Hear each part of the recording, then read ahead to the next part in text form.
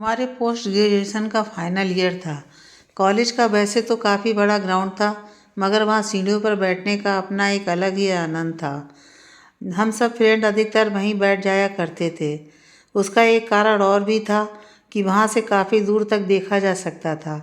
चाहे आपस में पढ़ाई को लेकर कोई टॉपिक क्लियर करना हो या टाइम पास करना हो, वहीं सीढ़ियाँ थीं जहाँ से कॉलेज ही नहीं बल्कि दूर दूर तक दिखने वाली पहाड़ियाँ, पेड़ पौधे, साथ ही पास की स्थित स्कूल में खेलते बच्चे आदि दृश्यों का आनंद लिया जा सकता था। अन्य दोस्तों को जहाँ बातें करना अच्छा लगता था, वहीं हम थोड़ा कम ही बोलते थे। ये प्यार व्यार, इश्क विश्क, ये सब बातें हमारी समझ से परे थीं। ना ही इन सब बातों में हमें कोई इंटरेस्ट था, ना ही हमें ये सब उचित लगता था। मगर इन सब के बावजूद भी हमें कोई खबर ही नहीं थी कि कोई नज़र हमें निहारती है, और ना दिखने पर कॉलेज का कोना कोना खोजा जा चुका होता है। हम तो अपनी दुनिया में ही मस्त रहते थे। फाइनल ईयर की क्लास प्रारंभ हुए लगभग 5 महीने बीत चुके थे, किंतु हम लोगों के 2 पेपर जो इसी वर्ष ऐड हुए थे, उसकी बुक्स नहीं मिल रही थी। ना तो लाइब्रेरी में थी और ना ही मार्केट में। फिर पता लगा कि शर्मा पुस्तक वालों के यहाँ वो बुक आ गई हैं, मगर हम गए तो वहाँ बैठे अंकल ने मना कर दिया। हम बहुत ही निराश हुए और घर लौट आए। दूसरे दिन जब हम कॉलेज पहुँचे तो वहाँ एक लड़की ने आकर वो दोनों बुक्स हमें दी। हमें समझ नहीं आया कि वह हमें क्यों दे रही है। हमने उससे पूछा, तुम कौन हो और तुम्हें कैसे पता चला कि ये बुक्स हमें चाहिए? ये तो कहीं भी नहीं मिल रही हैं, तुम्हें कैसे मिली? अरे अरे, आप इतना क्यों पूछ रही हैं? आपको ये बुक्स चाहिए ना, तो ले लीजिए। मुझे मिल गई थी। मुझे मालूम था कि आपको इसकी बहुत आवश्यकता है, इसलिए मैं देने आ गई, उस लड़की ने हमसे बोला। हम भी कुछ और होता तो शायद ना लेते, मगर वो बुक्स की हमें सबको ही बड़ी आवश्यकता थी, तो हमने रख ली। हम पैसे देने को अपना पर्स खोल ही रहे थे, तब तक वो चली गई। फिर तो हमने देखा कोई भी प्रॉब्लम हो, चाहे वो नोट संबंधित हो या लैब में प्रैक्टिकल संबंधी, तुरंत ही सॉल्व हो जाती थी। ये सब वही लड़की मैनेज करा देती थी। एक बार हम लोगों को एक प्रोजेक्ट डैम पर तैयार करना था, जिसके लिए हमें वहाँ से लगभग 2 घंटे की रास्ता तय कर डैम तक पहुँचना था। परेशानी यह थी कि वहाँ के लिए साधन उपलब्ध नहीं होते थे। उस समय 4 व्हीलर बहुत ही हाई फाई परिवारों में हुआ करती थीं। हम फ्रेंड्स में से 2-3 लोग ही थे जिनके घर में गाड़ियाँ थीं, मगर सबकी अपनी परेशानी थी, इसलिए उनकी गाड़ियाँ भी नहीं मिल सकती थीं। हम लोग सोच ही रहे थे कि क्या किया जाए कि अचानक वही लड़की फिर आई और बोली कि आप लोगों को गाड़ी चाहिए, डैम तक जाना है ना? हमने कहा हाँ, जाना तो है, मगर व्यवस्था ही नहीं हो पा रही है। उसने कहा, अरे इतनी सी प्रॉब्लम, आप लोग मेरी गाड़ी ले जाइए, ड्राइवर भी है। हमने तो मना किया, मगर मेरे अन्य फ्रेंड की जिद के कारण हमने उसकी गाड़ी के लिए हाँ कर दी। मगर हमने उससे कहा कि ठीक है, हम तुम्हारी बात मान लेते हैं, मगर पहले तो किताब के पैसे लेने पड़ेंगे और दूसरे गाड़ी के भी। उसने हमसे कहा कि अभी नहीं, पर मैं आपसे सारे पैसे ले लूँगी ब्याज सहित, पर अभी नहीं। मैंने कहा क्यों? अभी नहीं तो कब लोगी? तो वह बोली कि समय आने पर। हमने मन में सोचा कि पता नहीं कौन सा समय आएगा। अच्छा, तुमने अपना नाम नहीं बताया? हमने उससे पूछा। मेरा नाम रुचि है, वह बोली, और ड्राइवर से कुछ कहकर चली गई। रास्ते में बातचीत के दौरान ड्राइवर से ज्ञात हुआ कि गाड़ी उस लड़की की नहीं बल्कि उसके दोस्त अमन माथुर की है। ड्राइवर भी उन्हीं का है और उसी ने गाड़ी भेजी है। हम लोगों को समझ नहीं आ रहा था, थोड़ा सा डर भी लगा था, क्योंकि हम लोग ना तो उस लड़की को व्यक्तिगत तौर पर बहुत अच्छी तरह जानते थे और ना ही अमन माथुर को। और कॉलेज तक तो ठीक था, मगर किसी अनजान व्यक्ति की गाड़ी में जाकर हमने कोई गलती तो नहीं की, हम लोग सोच रहे थे, मगर हम कई लोग थे इसलिए डर की कोई बात नहीं लगी। अपना सर्वे कार्य कर हम लोग शाम तक घर लौट आए। दूसरे दिन कॉलेज में वही रुचि मिली, तो हम लोगों ने उससे काफ़ी पूछा कि तुमने झूठ क्यों बोला कि गाड़ी तुम्हारी है, जबकि यह तो कोई अमन माथुर की है? तो उसने कहा, आपकी हमारी बात बराबर है, और उसने प्यारी सी मुस्कान दी और चली गई। इसी प्रकार मुझे कहीं भी कोई प्रॉब्लम होती तो वही रुचि हमेशा सॉल्व करती, मगर वह क्यों करती थी हमें समझ नहीं आता था। उसने पूछने पर भी कभी बताया नहीं।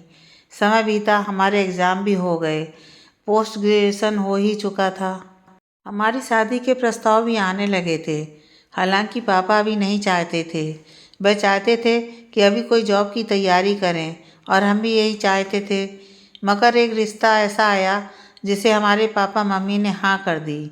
वो लोग स्वयं से खुद ही रिश्ता लाए थे, इसलिए हमें भी समझाया गया कि इतने अच्छे लोग मिलना बहुत मुश्किल है।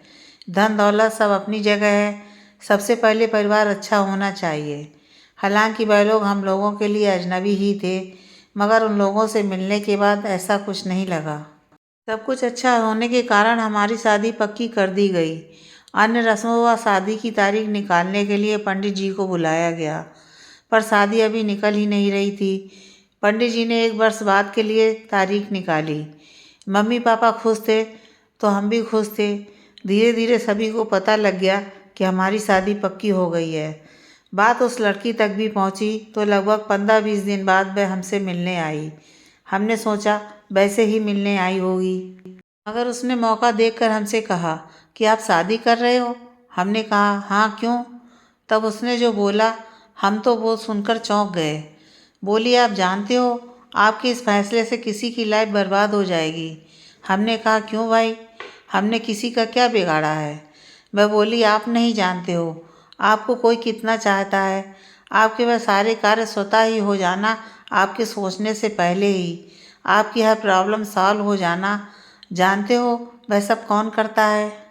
हमने कहा अरे हाँ, वह तो तुम करती थी ना। हम क्या, हमारी सारी फ्रेंड्स जानते हैं। हाँ, पर क्यों करती थी ये तुमने कभी हमारे पूछने पर भी नहीं बताया। तब उसने हमसे कहा कि मैं और अमन बचपन के दोस्त हैं, साथ ही पढ़े लिखे बड़े हुए। समय के साथ उसके लिए मैं कुछ दोस्ती से ज़्यादा अनुभव करने लगी। वह बहुत ही अच्छा और नेक दिल है, इसलिए सोचा दोस्त है, काश मेरे जीवन में भी आ जाए तो जीवन की सारी खुशियाँ मुझे मिल जाएं। आखिर मैंने उससे एक दिन कह ही दिया, मगर उसने बताया कि वह आपको चाहता है। रुचि ने आगे कहा कि उसने अमन से कहा भी था कि तुमने कोमल से तो कहा है ही नहीं कि तुम उसे चाहते हो, तो जानती हैं आप। अमन ने कहा कि मुझे इससे कोई फर्क नहीं पड़ता और मैं जानता हूँ वह ना मुझे चाहती है और ना ऐसा शायद हो पाएगा, क्योंकि वह ये प्यार इश्क विश्क इन सब से काफ़ी दूर है। मैंने कहा अमन से कि उससे कहो तो एक बार। हमने बीच में टोका, ये अमन तो वही है जिसकी गाड़ी तुमने अपनी कहकर दी थी, पर मैं तो किसी अमन को नहीं जानती। रुचि बोली, हाँ जी, ये वही है, आप जानते भी नहीं हैं और उसने अपनी ज़िंदगी आपको दे दी। आपको ज़रा सी भी परेशानी में देखता है तो वह परेशान हो जाता है। अगर आपने कहीं और शादी कर ली तो वह ज़िंदगी भर शादी नहीं करेगा। अरे तो इसमें हमारी क्या गलती है? हमें तो कभी बताया ही नहीं और हम उसे जानते ही नहीं, नाम भी पहली बार सुना है। हमने रुचि से बोला। रुचि बोली, हाँ उसने नहीं बताया, यह उसकी गलती है, मगर इसका भी कारण था। आप ध्यान करो, जब आप लोगों की वेलकम पार्टी हुई थी तब मैं, अमन और पंकज ही सब लोगों से चिट के अनुसार प्रश्न पूछ रहे थे। आपकी चिट में लव या अरेंज मैरिज पर सवाल आया था कि कौन सी उचित है। तब आपने लव कम अरेंज मैरिज या अरेंज मैरिज को उचित बताया था। तब आपसे अमन ने ही पूछा था कि अगर घर वाले तैयार ना हों तो क्या करना चाहिए। तब आपने बोला था तो हमें अपने मम्मी पापा की बात को ही सही मानकर वे जहाँ चाहें शादी कर लेना चाहिए। उनका मान सम्मान सर्वप्रथम है। अगर आपने उस दिन लव मैरिज कहा होता तो अमन शायद अपने दिल की बात आपसे कहने की हिम्मत कर पाता। पर अब हम क्या कर सकते हैं, हमारी शादी तो पक्की हो चुकी है। हमने रुचि से बोला। तो जाओ मना करो इस शादी के लिए, वरना अमन हमेशा के लिए ये शहर छोड़कर जा रहा है और पता भी नहीं है, वह बड़ा भावुक है, कुछ भी कर सकता है। रुचि कहती जा रही थी और उसकी आंखों से आंसू बह रहे थे। हमने रुचि से कहा, हमें तो लग रहा है कि बेइंतहा प्यार तो तुम्हें है अमन से, कि तुम उसे इतना चाहते हुए भी उसकी खुशी के लिए ये सब कर रही हो। और हमने उसका हाथ पकड़ा तो वह गले लगकर रोने लगी और बोली, प्लीज़ उसे रोक लो, उसका प्यार हमें ना मिल सका तो क्या हम तो उसे चाहते हैं और हमारी दोस्ती भी नहीं खोना चाहते। देखो हम सब समझ रहे हैं, मगर यह सब हम अपने घर में नहीं कह पाएंगे। हम बहुत संकोची स्वभाव के हैं, हमें इतनी हिम्मत नहीं है। हमने रुचि को समझाते हुए अपनी मजबूरी बताई। ठीक है, मैं बात करती हूँ, रुचि बोली। अरे नहीं नहीं, तुम रहने दो, हम देखते हैं, हमने टोका। हमने रुचि से कहा, हम नहीं चाहते हैं कि हमारे कारण किसी की ज़िंदगी बर्बाद हो। हमने हमारी बेस्ट फ्रेंड कविता को बुलाया और उसे ये सारी बातें बताईं, क्योंकि एक वही थी जो मेरे घर मेरे मम्मी पापा से बात कर सकती थी। वह हमारे परिवार में सदस्य की तरह ही थी और काफ़ी खुले विचारों वाली लड़की थी। उसने व रुचि ने ही हमारे मम्मी पापा से बात की।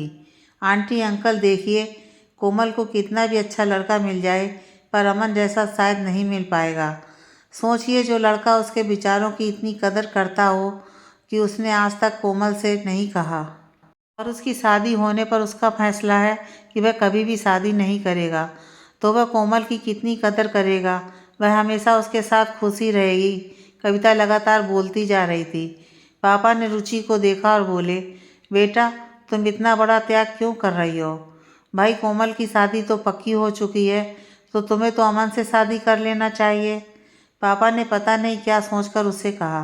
रुचि बोली, नहीं अंकल, ज़बरदस्ती किसी भी रिश्ते से वह रिश्ता बोझ बन जाता है, और मेरी असली खुशी इसी में है कि जिसे मैंने चाहा वह हमेशा खुश रहे। और अमन की खुशी कोमल में है, तो भाई उसे मिलना चाहिए।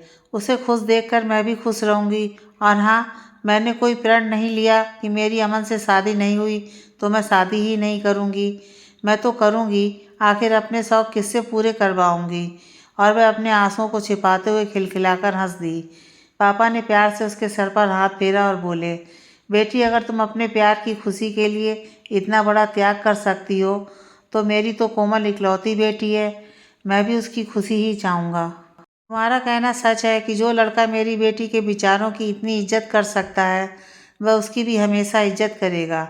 इसलिए अच्छा रुचि बेटा, तुम अमन को कहो कि हम उसके माता पिता से मिलना चाहते हैं। रुचि का तो खुशी का ठिकाना ही नहीं रहा। हम यही सोच रहे थे कि इसका दिल कितना बड़ा है कि वो जिसे इतना चाहती है, उसकी शादी किसी और से होने पर भी इतना खुश कैसे है। रुचि ने तुरंत अमन को फ़ोन किया।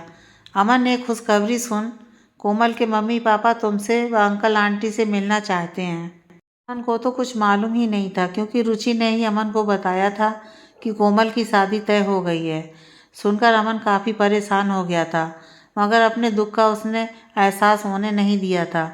लेकिन रुचि तो अमन का दुख चेहरे से पढ़ लेती थी, इसलिए रुचि तो अमन को परेशान देख खुद ही बिना बताए आई थी। अमन ने कहा, रुचि क्या मतलब? रुचि ने अमन को सारी बात बता दी। ओ रुचि, रुचि तूने ये सब किया और मुझे बताया भी नहीं? मैं तेरा ये एहसान कभी नहीं चुका पाऊंगा, अमन ने रुचि से कहा। रुचि बोली, अच्छा अच्छा ठीक है, ज़्यादा बातें मत बना। ये बता, यहाँ कोमल के मम्मी पापा से क्या कहूँ कि तुम कब तक आ रहे हो अंकल आंटी के साथ? उन्हें आज ही मिलना है। ओके माय डियर रुचि, मन तो कर रहा है कि 1 मिनट में आ जाऊं, पर पहुंचने में ट्रैफिक के कारण हमें 1-2 घंटे तो लग ही जाएंगे। और मम्मी पापा से भी बात करता हूं, अमन बोला। अमन की खुशी का ठिकाना ही नहीं था। अमन ने अपने मम्मी पापा से कहा तो उन्हें तो सब मालूम ही था, क्योंकि उसके मम्मी पापा से अमन की बात बिल्कुल फ्रेंड्स की तरह होती थी। जैसा कि हमें बाद में अमन की मम्मी जी ने बताया था कि उन्होंने अमन से कहा भी था कि हम कोमल के मम्मी पापा से बात कर लेते हैं, क्योंकि वह भी अपने बेटे की खुशी के लिए कुछ भी कर सकते थे। कभी भी उन्होंने अमन को रोक टोक नहीं की थी, और अमन भी बहुत अच्छा और सुलझा हुआ लड़का था, पर अमन ने ही मना कर दिया था। खैर, अमन अपने मम्मी पापा के साथ हमारे घर आया। रास्ते में रुचि को भी ले लिया था, क्योंकि रुचि अपने घर जा चुकी थी।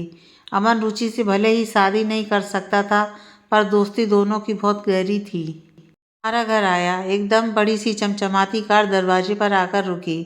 हमारे पापा कार देखकर कुछ चिंतित से हुए, क्योंकि वह उनके बारे में कुछ भी नहीं जानते थे, मगर कार से उनकी अमीरी की झलक दिख रही थी। विचार आया कि इतने बड़े घर में हम अपनी बेटी देकर कोई गलती तो नहीं कर रहे हैं। इतने में रुचि आई। देखिए अंकल, मैं अमन व आंटी अंकल को ले आई, और हंस दी। रुचि ऐसी ही थी, हंसमुख स्वभाव की मस्त लड़की। जिससे मिलती वह उसका हो जाता। किस्मत में बस अमन ही नहीं लिखा था। कोमल के पापा ने रुचि से कहा, बेटा ये लोग तो बहुत हाई फाई फैमिली से लग रहे हैं, मेरी बेटी खुश तो रहेगी ना? अरे अंकल, आप मिलिएगा, आपको कहीं से भी नहीं लगेगा कि इतने बड़े लोग हैं। और कोमल कोमल की तो मैं गारंटी लेती हूँ कि उसे कोई परेशानी नहीं होगी। मेरा उस घर में बचपन से आना जाना है, रुचि ने हमारे पापा से कहा। अमन व उसके माता पिता अंदर आए। सब लोग बैठे।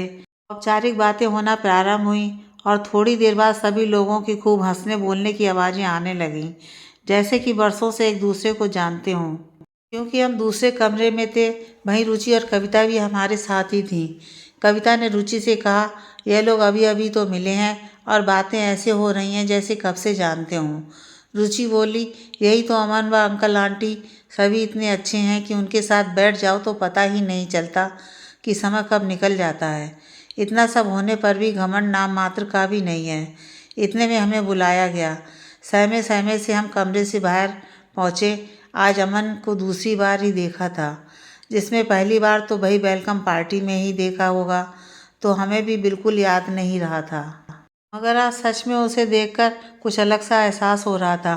अमन की मम्मी ने बड़े प्यार से हमें अपने पास बैठा लिया। हम तो सोच रहे थे कि वो वही सब पूछेंगी, परमानेंट प्रश्न, कि खाना बनाना आता है कि नहीं, क्या क्या बना लेती हो, आदि आदि। मगर उन्होंने तो ऐसा कुछ पूछा ही नहीं, बल्कि वो तो हमारी ही पसंद नापसंद पूछने लगी। हमने जैसे ही कहा, प्राकृतिक जगहों पर घूमना फिरना हमें बहुत अच्छा लगता है। वैसे ही अमन की मम्मी ने कहा, अरे बेटा, इसकी चिंता मत करो, अमन तुम्हें इंडिया ही नहीं बाहर भी घूमने ले जाएगा। कुछ देर बाद अमन ने हमसे अकेले में बात करना चाहा, मगर हमने मना कर दिया, क्योंकि बताया ना, हम शुरू से ही काफ़ी संकोची रहे हैं। मगर रुचि और कविता हमें वहाँ से ले गए और फिर अमन को भी बुला लिया। मगर रुचि और कविता वहाँ से चली गईं।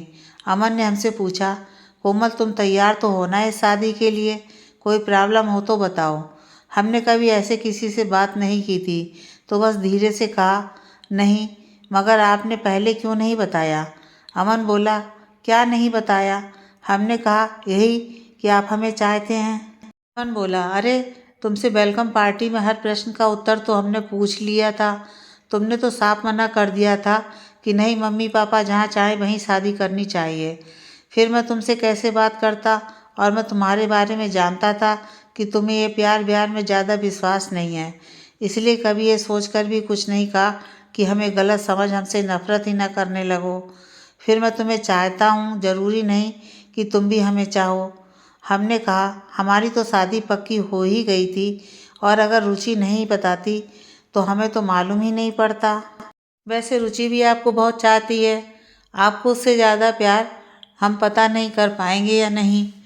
अमन बोला, हाँ मैं जानता हूँ, मगर वह काफ़ी समझदार है और मैंने तो उसे हमेशा दोस्त ही माना है। फिर तुम्हें जब से देखा तब से बस तुम्हारे सिवा कुछ सोचता ही नहीं है। तुम्हें परेशानी में देखता हूँ तो मैं परेशान हो जाता हूँ। हाँ जी, बिल्कुल, हमें सब बता दिया है रुचि ने। हम तो समझते रहे कि रुचि ही मदद करती है, पर क्यों ये ज़रूर हम सोचते थे, पर उसने कभी बताया नहीं। वो तो अभी अभी उसने बताया, तब पता चला। हमने अमन से बोला। तक हमारी सारी झिझक दूर हो चुकी थी। उसका इतना प्यारा व्यवहार की बातों में 1 घंटा बीत गया, पता ही नहीं चला। तब कविता और रुचि आईं। कविता बोली, अमन जी, आज पहली बार हमारी कोमल ने किसी लड़के से बात की है, पर आपको वहाँ सब बुला रहे हैं। अब बात बाद में करना, आज ही सब बातें करनी है क्या? और अमन सभी के पास चला गया। सभी के यहाँ होने के बाद पापा ने अमन के पापा को अपनी परेशानी बताई कि उन लोगों को कैसे मना करें, समझ में नहीं आ रहा है। ये कहने पर मेरे पापा ने उनको फ़ोन किया और सब कुछ बताया। तो उन्होंने भी इतना ही कहा कि आपको सॉरी कहने की ज़रूरत नहीं है भाई, बच्चों की जिसमें खुशी हो वही करना चाहिए, ज़िंदगी भर का सवाल है। अगर हाँ, यदि आपने शादी में नहीं बुलाया तो हम ज़रूर नाराज़ हो जाएंगे। पापा ने कहा, हाँ हाँ बिल्कुल, क्यों नहीं, और आपको आना भी होगा। कहकर थोड़ी कुछ और बातें हुई और पापा ने फ़ोन रख दिया। सब कुछ अच्छे से हो गया। शादी की तारीख भी निकलवा ली गई, जो लगभग 6 महीने बाद की निकली। इन 6 माह में ही अमन को एक अच्छी सी जॉब मिल गई। वह पहले ही कई जगह अप्लाई कर चुका था। उसने बताया कि इसमें जॉब के 1 वर्ष बाद कंपनी की तरफ से ही फॉरेन में भेजा जाएगा। हम सुनकर अपनी किस्मत पर नाच कर रहे थे कि इतना सब कुछ अच्छा हो रहा है।